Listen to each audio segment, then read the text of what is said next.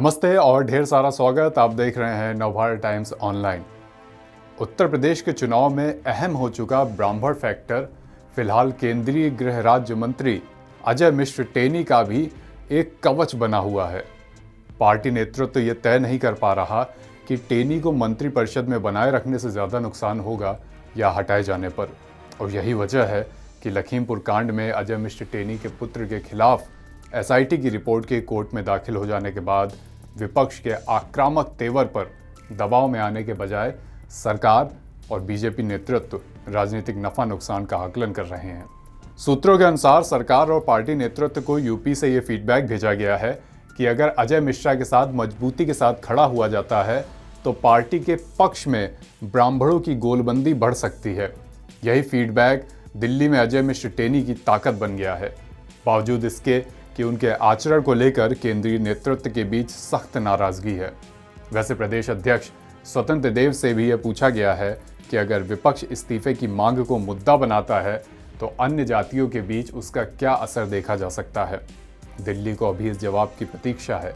इस बात से इनकार नहीं किया जा सकता कि जुलाई महीने में उन्हें केंद्रीय मंत्रिपरिषद में अगर जगह मिली थी तो यूपी चुनाव में ब्राह्मणों को गोलबंद करने के इरादे से ही मिली थी। पार्टी नेतृत्व राज्य में विपक्ष द्वारा बनाई जा रही इस धारणा को कुंद करना चाहता है कि योगी सरकार में ब्राह्मणों को नजरअंदाज किया गया है। सरकार के खिलाफ ब्राह्मण समाज की नाराजगी को धार देने की कोशिश इस हद तक है कि माफिया विकास दुबे के एनकाउंटर को भी ब्राह्मण एंगल दिया गया। राज्य में बीएसपी अपने चुनाव अभियान की पूरी थीम ही ब्राह्मण पर केंद्रित करते हुए तो समाजवादी पार्टी भी ब्राह्मण सम्मान की बात कर रही है। आम आदमी पार्टी तो खुलकर यूपी सरकार पर ठाकुर परस्त होने का आरोप लगा रही है।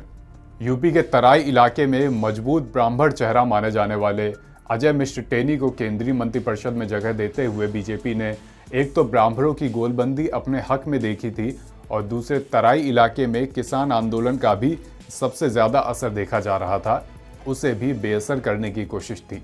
लेकिन अक्टूबर में लखीमपुर खीरी में किसानों पर जीप चढ़ा देने की घटना में टेनी के बेटे का नाम आने के बाद सब कुछ बदल गया और अब उनका मंत्री पद लगातार खतरे में बना हुआ है।